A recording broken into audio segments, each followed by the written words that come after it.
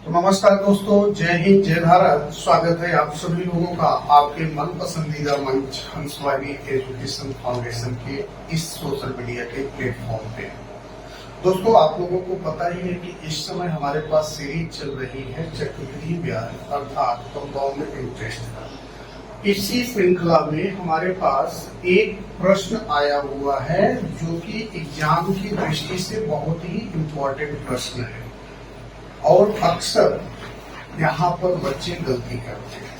प्रश्न क्या है कि जब कभी भी आपको किसी राशि का समय और ब्याज दर दिया गया हो, उसके साथ उसका साधारण ब्याज और चक्रवृद्धि ब्याज का अंतर दिया गया हो, तो हम उस दशा में मूलधन कैसे ज्ञात करेंगे। जैसे आप प्रश्न पढ़िए, समझ में आएगा कि किसी राशि का 2 वर्ष का 15% वार्षिक ब्याज की दर से साधारण ब्याज और चक्रवृद्धि ब्याज का अंतर 180 रुपया है, तो वह राशि ज्ञात कीजिए। मतलब हमें मूलधन ज्ञात करना है। तो ऐसे प्रश्नों को हम 2 तरीके से हल करते हैं।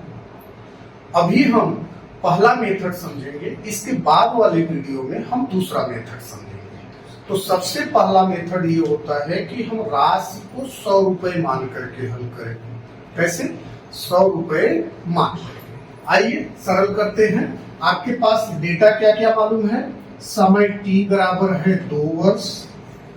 उसके बाद ब्याज दर मतलब r आपको मालूम है कितना? 15%। और फिर आपको मालूम है CI मतलब compound interest minus SI simple interest is equal 180। इतना ही डेटा है। इसी के आधार पे हमें क्या निकालना है? वह मूलधन ज्ञात करना है जिनके ब्याज का अंतर है 180 रुपए। तो आइए सरल करते हैं। तो जैसे कि हमने अभी आपको बताया कि हम 100 रुपए मान करके हल करेंगे। कैसे हल करेंगे? 100 रुपए मान करके पहले हम इसी ब्याज दर और इतने ही समय का साधारण ब्याज निकालेंगे। उसके बाद हम उसका क्या निकालेंगे? चक्रवृद्धि ब्याज। और फिर दोनों को ऐकिक नियम से कंपेयर करके हम मूलधन ज्ञात कर लेंगे। कैसे ज्ञात कर लेंगे? तो पूरे वीडियो को आप बने रहिए, पूरे वीडियो पर आप बने रहिए और देखिए कितना बढ़िया से आता है। और लास्ट में आप बोलेंगे वाह सर क्या बात है। ठीक है, आइए। तो यहाँ हम सबसे पहले लिख लेते हैं कि माना मूलधन हमारे पास कितना है? 100 रुपया। तो सबसे पहले आप इसका सिंपल इंटरेस्ट निकालिए। तो SI बराबर होगा PRT के बटे में 100। आई बात सुनने। अब P की वैल्यू कितनी माने हैं बेटा? 100। तो यहाँ हो जाएगा 100 गुणे R की वैल्यू है 15 गुणे समय कितना है भाई? 2 बटे कितना हो गया? 100। 100 से 100 कट गया। 15 दूना कितना आ गया? 30। तो ये आपको 100 रुपए का साधारण ब्याज मालूम हो गया, उसी ब्याज दर और उसी समय के लिए। अब हम क्या निकाल लेंगे? चक्रवृद्धि ब्याज। तो यहाँ चक्रवृद्धि ब्याज ज्ञात करने के लिए आपको क्या निकालना पड़ेगा? मिश्र धन। तो A बराबर होगा P ब्रैकेट में 1 प्लस R अपॉन 100 पर पावर T। P की वैल्यू है कितना? 100। 1 प्लस R की वैल्यू है 15 बटे 100 पर घाते 2। अब 5 आई 15, 5 दूनी 10, 0, 20 से कम 20 3 23। तो यहाँ हो गया 100 के गुणे 23 बटे 20 पर घाते कितना बेटा? 2। तो यहाँ हो जाएगा 100 गुणे 23 बटे 20 गुणे 23 बटे 20। एक 0 से एक 0 कटा, दूसरे 0 से दूसरा 0 कटा। अब 23 में 23 का गुणा करोगे तो कितना आएगा बच्चा? बोलो। 23 तिया 529 बटे कितना आ गया भाई? 4। तो ये आपके पास क्या आया भाई? A मतलब चक्रवृद्धि मिश्र धन। तो हमें पहले अब ज्ञात क्या करना होगा? चक्रवृद्धि ब्याज। तो यहाँ हो जाएगा CI बराबर क्या बेटा? A minus P। A की वैल्यू है 529 बटे 4 माइनस P का मान 100। अब 4 का गुणा 100 में होगा तो 400। 529 माइनस 400 के बटे हो गया 4। तो ये आपके पास कितना आ गया? 129 बटे 4। ये आया आपके पास क्या भाई, सी है। तो अब देखो, अब यहीं पर दिमाग आपको लगाना है। दिमाग क्या लगाना है, यहाँ प्रश्न दिया और प्रश्न के अनुसार जब हमने मूलधन 100 रुपया मान करके साधारण ब्याज निकाला और मूलधन 100 रुपया मान करके चक्रवृद्धि ब्याज निकाला, तो इन दोनों का अंतर क्या होगा, अंतर मतलब घटाओ। तब यहाँ हम निकाल लेते हैं अंतर। क्या निकालते हैं, अंतर। तो क्या होगा बेटा, चक्रवृद्धि ब्याज में से हम साधारण ब्याज को माइनस करें तो चक्रवृद्धि ब्याज कितना है, 129/4 माइनस साधारण ब्याज कितना है, 30। अब ये 4 का गुणा 30 में होगा तो 129 माइनस 120 बटे कितना है, 4। अब ये 129 में से 120 घटा तो 9/4 रुपए। इन दोनों का अंतर कितना आया भाई, 9/4 रुपए।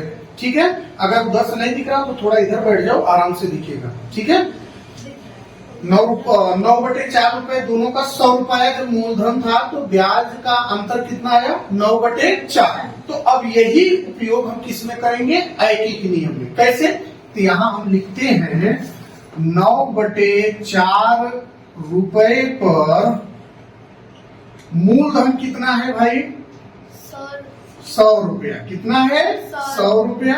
तो 1 रुपए पर, तो 1 रुपए के लिए क्या होगा, कम होगा, और कम के लिए हमेशा क्या होता है, भाग।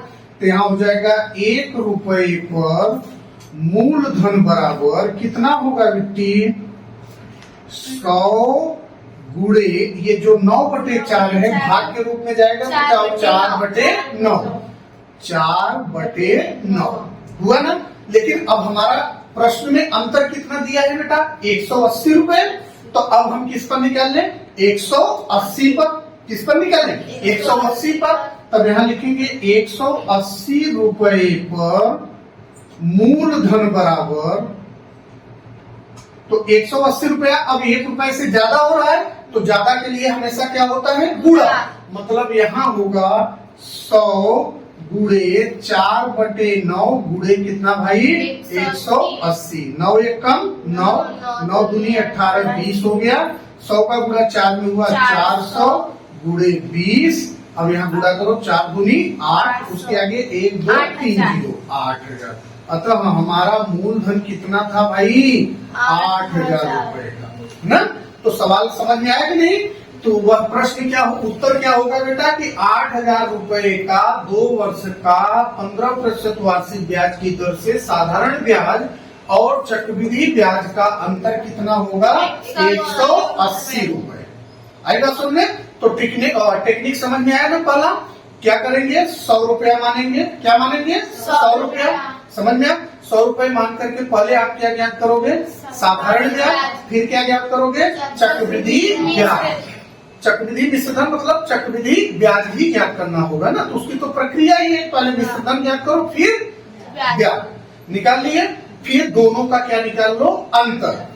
दोनों का 100 रुपए के हिसाब से क्या निकाल लो, अंतर। और फिर क्या लगा दो, ऐकिक नियम कि 9, जैसे अंतर आया कितना बेटा, 9/4। तो 9/4 पर मूलधन कितना था, 100 रुपया। तो 1 रुपए पर निकाल लिए। फिर कितने पर निकाल लिए, 180 पे। तो हमारा मूलधन आ गया। तो भाइयों, अगर आपको भी यह वीडियो पसंद आया हो या सवाल समझ में आया हो तो वीडियो को लाइक करिए, शेयर करिए और एक प्यारा सा कमेंट करिए। अगर आप शेयर करते हैं तो इससे न जाने कितने बच्चों के अंदर के डाउट्स क्या हो जाएंगे, क्लियर हो जाएंगे। तो उस डाउट्स को क्लियर कराने के लिए, शिक्षा को आगे बढ़ाने से अगर किसी को मदद मिल रही है तो इससे बड़ा पुण्य का काम कुछ नहीं हो सकता है। क्योंकि हम लोग शिक्षक हैं और शिक्षा से हमारा लगाव है। और शिक्षा में पुण्य का काम करना एक महान कार्य होता है। इसलिए वीडियो को लाइक, कमेंट और शेयर करिए। और हाँ, अगर आप हमारी चैनल पे पहली बार आए हैं तो इसी तरह के कंटेंट को देखने के लिए हमारे चैनल को सब्सक्राइब कर लीजिए और लोगों को भी रिकमेंड करिए। मिलते हैं एक और जोरदार प्रश्न के साथ। तब तक के लिए जय हिंद, जय भारत।